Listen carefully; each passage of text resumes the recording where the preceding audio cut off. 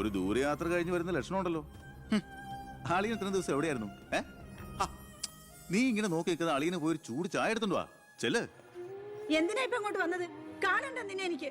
വീട്ടിലൊരു നല്ല കാര്യം നടക്കുമ്പോ നാട് നന്നാക്കാൻ നടക്കുന്നു. മന്ത്രിയായി നിന്റെ അച്ഛനൊക്കെ തിരക്കുണ്ടോടാ നിനക്ക്?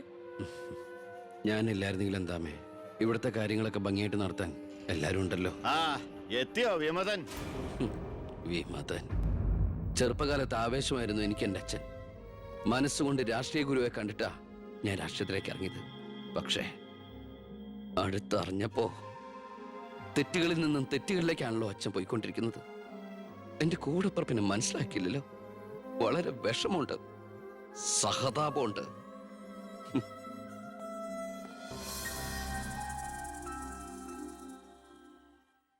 കൂട്ടക്കൊല നടന്നതിന്റെ പിറ്റേന്ന് മൈതാനത്തിലെത്തിയ ഭഗത് സിംഗിന് അവിടുത്തെ കാഴ്ചകൾ കണ്ട് സഹിക്കാൻ പറ്റില്ല. ചോര പുരണ്ട ഒരു പിടി മണ്ണ് കയ്യിലെടുത്ത് ആ ബാലൻ പ്രതിജ്ഞ ചെയ്തു, ഞാൻ എന്നെ തന്നെ രാജ്യത്തിനായി സമർപ്പിക്കുന്നു.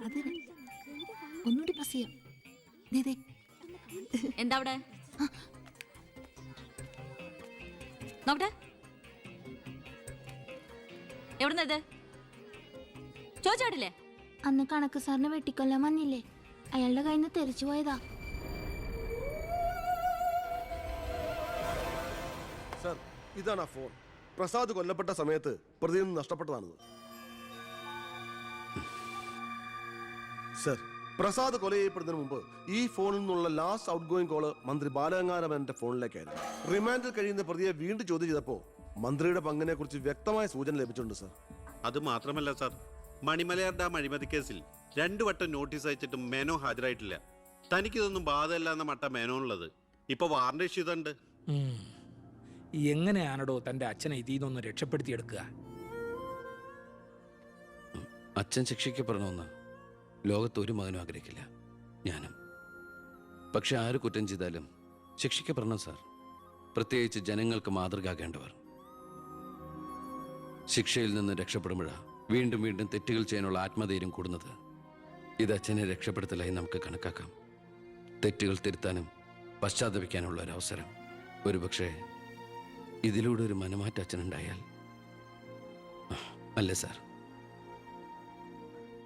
കൂടുതലൊന്നും ഇക്കാര്യത്തിൽ എനിക്ക് പറയാനില്ല.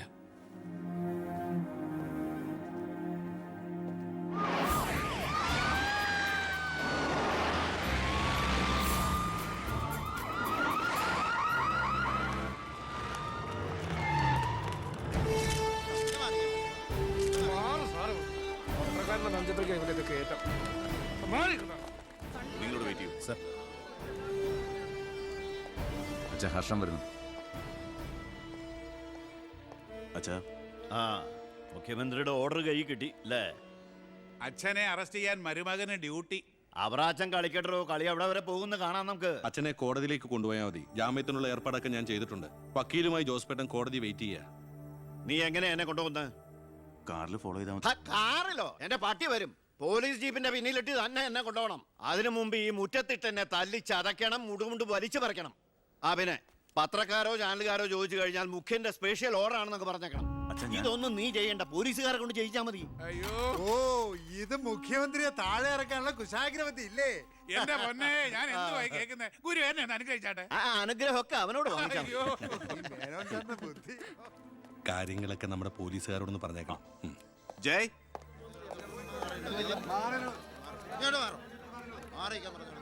പത്രക്കാരും ചാനലുകാരും ഒക്കെ റെഡിയാ. എന്നാ പിന്നെ തുടങ്ങിക്കോ. നടക്കണം സാർ. പിടിച്ച് തള്ളൂ.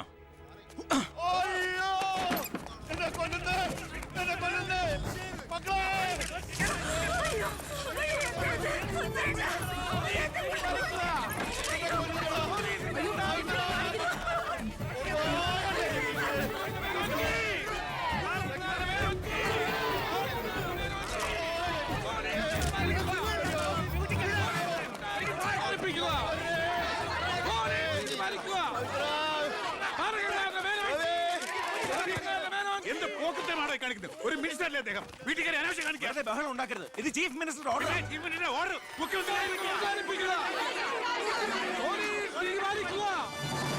നമസ്കാരം. പ്രധാന വാർത്തകൾ. മന്ത്രി ബാലഗംഗാധര മേനോന്റെ അറസ്റ്റിൽ പ്രതിഷേധിച്ച് കേരളത്തിൽ പലയിടങ്ങളിലും അക്രമങ്ങൾ.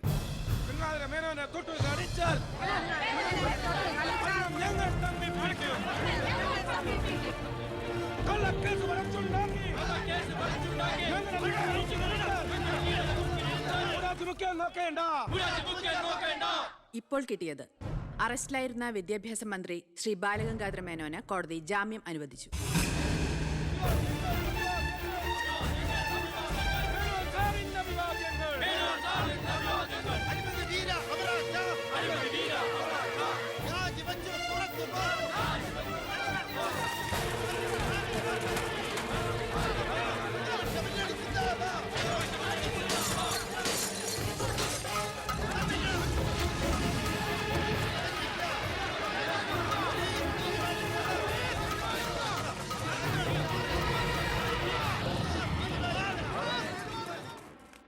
എടോ മേന്നെ, എന്നെ താഴെ ഇറക്കാൻ താൻ കളിച്ച കളി വളരെ ചീപ്പായി പോയി.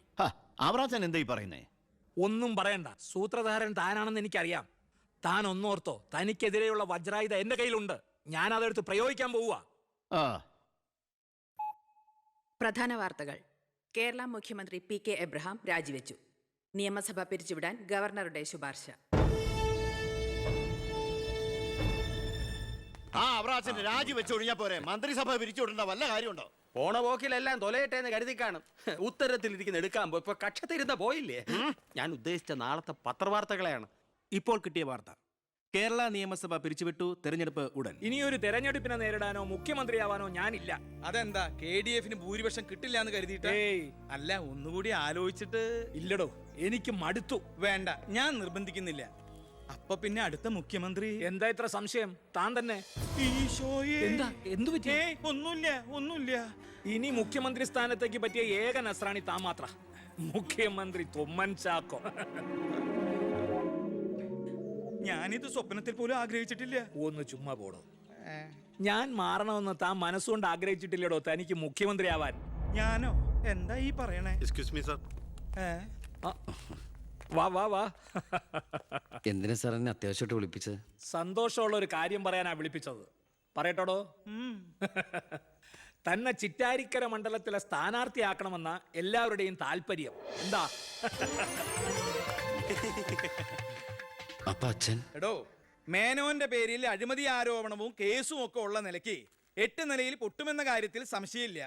നമ്മുടെ മുന്നണിക്ക് ഭൂരിപക്ഷം കിട്ടുമെന്ന് ഉറപ്പില്ലാത്ത സാഹചര്യത്തിൽ ഒരു സീറ്റ് കളഞ്ഞു കുളിക്കാൻ പറ്റില്ല. താൻ ഒന്നുകൊണ്ടും പേടിക്കണടോ, താൻ ജയിക്കും. വർക്ക് തുടങ്ങിക്കോ. ഒരു MLA ആകണമെന്ന മോഹമൊന്നും ഇതുവരെ ഉണ്ടായിട്ടില്ല. എങ്കിലും പാർട്ടിയുടെ തീരുമാനം ഞാൻ ആദരവോടെ സ്വീകരിക്കുന്നു.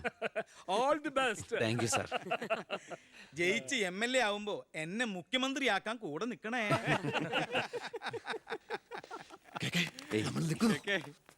ഞാൻ ജീവിച്ചിരിക്കുമ്പോ ചിറ്റാരിക്കര മണ്ഡലത്തിൽ പുതിയൊരു സ്ഥാനാർത്ഥിയെ കുറിച്ച് ചിന്തിക്കേണ്ട കാര്യമില്ല. അത് നടക്കില്ല.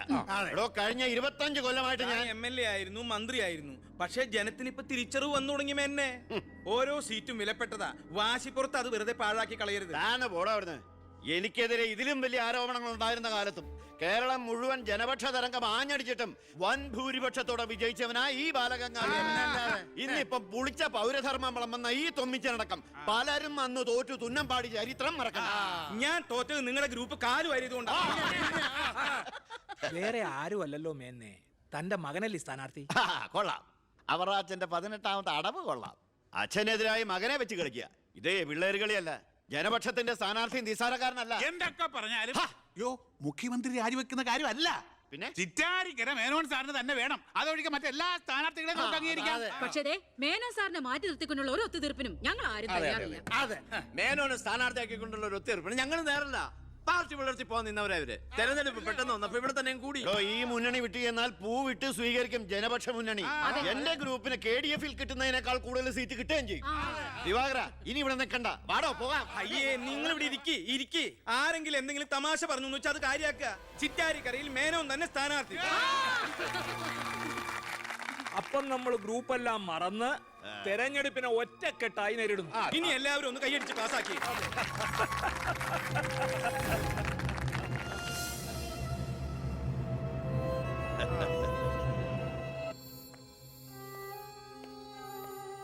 വിഷമിക്കണ്ടടോ, താൻ ചെറുപ്പമല്ലേ, ഇനി അവസരമുണ്ട് ഒരുപാട്. എനിക്കൊരു വിഷമമില്ല സാർ. ഒരു MLA ആകാൻ വേണ്ടി വ്രതം നോറ്റെടുക്കുന്ന ഒരാളല്ല ഞാൻ. അധികാരത്തിന്റെ അപ്പകഷ്ണം കിട്ടാൻ ചെയ്തു കൂട്ടിയ നെറുകേടുകളൊക്കെ പരസ്പരം മറക്കും, എല്ലാം പൊറുക്കും, എല്ലാവരും ഒന്നാക്കും. അധികാരം കിട്ടിക്കഴിയുമ്പോൾ പിന്നെയും തമ്മിൽ തെല്ലും പിരിയും. പക്ഷേ കൂടെ നിൽക്കുന്ന എന്നെ പോലുള്ള അണികൾക്ക് അത് ചിലപ്പോൾ ഉൾക്കൊള്ളാൻ കഴിഞ്ഞെന്ന് വരില്ല, എളുപ്പം ദഹിച്ചെന്ന് വരില്ല. വരട്ടെ സാർ.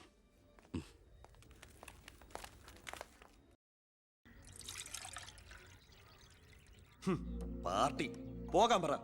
അവരവരുടെ സീറ്റ് നിലനിർത്താൻ വേണ്ടി എല്ലാം മറന്ന് അവരൊന്നായി. തന്തയ്ക്ക് പറക്കാത്ത വർക്കം. ഈ നാറിയ രാഷ്ട്രീയ വ്യവസ്ഥതയാണ് എതിർക്കേണ്ടതും പൊളിക്കേണ്ടതും. ഞങ്ങളുടെ ഒരു അഭിപ്രായം പറയട്ടെ, നീ സ്വതന്ത്രനായിട്ട് മത്സരിക്കണം. ശക്തമായ രണ്ട് മുന്നണികൾക്കെതിരെ മത്സരിക്കാനോ? എന്നിട്ട് കെട്ടിവെച്ച കാശിന് എവിടെ പോവും? ജയിക്കാൻ വേണ്ടിട്ടല്ല, പിന്നെ യൂത്തിന്റെ പ്രതിഷേധം അറിയിക്കാനാ. എന്നാലും അച്ഛനെതിരായിട്ട്. അച്ഛനെതിരായിട്ടല്ല, അച്ഛന്റെ രാഷ്ട്രീയ നയങ്ങൾക്കെതിരായിട്ടാണെന്ന് എപ്പോഴും നീ പറയാറില്ലേ, അതുകൊണ്ടാ. പോലീസുകാർക്ക് രാഷ്ട്രീയം പാടില്ലെന്നാ. എങ്കിലും ഒന്ന് പറയാം, ഞാൻ ഇവരുടെ അഭിപ്രായത്തോട് പൂർണ്ണമായി യോജിക്കുന്നു. എന്താടോ, മത്സരിച്ചുകൂടെ? അധികാരമില്ലാതെ താൻ ഇവിടെ കിടന്ന് വിളിച്ചു കൂവിയിട്ടും പോരാടിയിട്ടും ഇവിടെ ഒരു മാറ്റവും സംഭവിക്കാൻ പോകുന്നില്ല.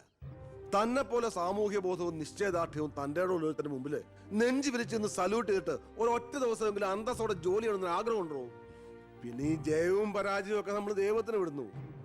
1000 വോട്ടേ തനിക്ക് കിട്ടിയുള്ളൂവെങ്കിലും ആ 1000 പേരും തൻ്റെ ഒപ്പമാ, തന്റെ നേതൃത്വം അംഗീകരിച്ചവരാ. അത് മതിയടോ. സാർ ഞാൻ വേണ്ട, താൻ ഒന്നും പറയണ്ട.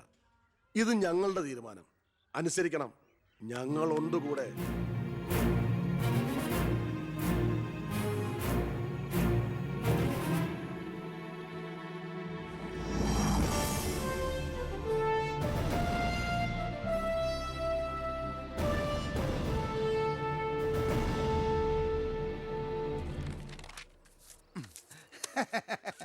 ഒരുപാട് തെരഞ്ഞെടുപ്പുകൾക്ക് ഞാൻ പോസ്റ്റർ ഒട്ടിച്ചിട്ടുണ്ട്. ഭയങ്കര രാശിയുള്ളവനാ ഞാൻ. ഞാൻ പോസ്റ്റർ ഒട്ടിച്ച ഒരു സ്ഥാനാർത്ഥിയും ഒരു ഇലക്ഷൻ ഇന്നേ വരെ ജയിച്ചിട്ടില്ല. അതെന്റെ ക്വാളിഫിക്കേഷൻ. എന്റെ അമ്മയുടെ സത്യം. 77 തെരഞ്ഞെടുപ്പിൽ ഞാൻ പോസ്റ്റർ ഒട്ടിച്ച സ്ഥാനാർത്ഥി തോമസ് ചാണ്ടി ഇടിവട്ടേറ്റ് മരിച്ചു. 84 സ്ഥാനാർത്ഥി പാണ്ടിലോറി കയറി മയ്യത്തായി. പിന്നെ മരിക്കാത്ത സ്ഥാനാർത്ഥികൾക്ക് കെട്ടിവെച്ച കാശ് പോലും കിട്ടില്ല. പിന്നെ മൈക്ക് അനൗൺസ്മെന്റിൽ ഞാൻ ബഹുമെടുക്കാനാ. മൈക്ക് അലവൻസ് അല്ല, മൈക്ക് അനൗൺസ്മെന്റ്. അതന്നെ ഞാനും പറഞ്ഞത്. എനിക്കറിഞ്ഞൂടെ? നീ എന്റെ മാനം കളയരുത് ഈശ്വര. ഇവന്റെ കെട്ടിവെച്ച കാശെങ്കിലും കൊടുത്തേക്കണേ. ഇല്ല, ഇവന്റെ കാര്യം എനിക്കറിയാൻ പാടില്ല. ഈ തെരഞ്ഞെടുപ്പിൽ ഞാൻ സ്വതന്ത്രനായി മത്സരിക്കുന്നത് ഇവിടുത്തെ രാഷ്ട്രീയ കച്ചവടക്കാരോട് ജനങ്ങൾക്കുള്ള പ്രതിഷേധം അറിയിക്കാനാണ്. എന്റെ പ്രിയപ്പെട്ട നാട്ടുകാരെ, ഈ രാജ്യത്തിൽ ജനപക്ഷ മുന്നണി സ്ഥാനാർത്ഥി സഖാവ് ജനാർദ്ദനൻ പിള്ളയ്ക്ക് അരിവാൾ അടയാളത്തിൽ വോട്ട് രേഖപ്പെടുത്തി. പ്രിയപ്പെട്ട വോട്ടർമാരെ, KDF-ന്റെ ശക്തനായ സ്ഥാനാർത്ഥി ശ്രീ ബാലഗംഗാധര മേനോന് ശാന്തിയുടെയും സമാധാനത്തിന്റെയും ചിഹ്നമായ അമ്പും വില്ലും അടയാളത്തിൽ നിങ്ങളുടെ വിലയേറിയ വോട്ടുകൾ രേഖപ്പെടുത്തി വമ്പിച്ച ഭൂരിപക്ഷത്തോടെ വിജയിപ്പിക്കുവാൻ അപേക്ഷിക്കുകയാണ്, അഭ്യർത്ഥിക്കുകയാണ്. ജനാധിപത്യ വിശ്വാസികളെ, നാട്ടുകാരെ, അഴിമതിക്കാരെയും കൊള്ളക്കാരെയും ഈ നാട്ടിൽ നിന്ന് എത്രയും പെട്ടെന്ന് കെട്ടിക്കെട്ടിക്കുന്നതിന് യുവത്വത്തിന്റെ പ്രതീകമായ കൃഷ്ണകുമാറിന്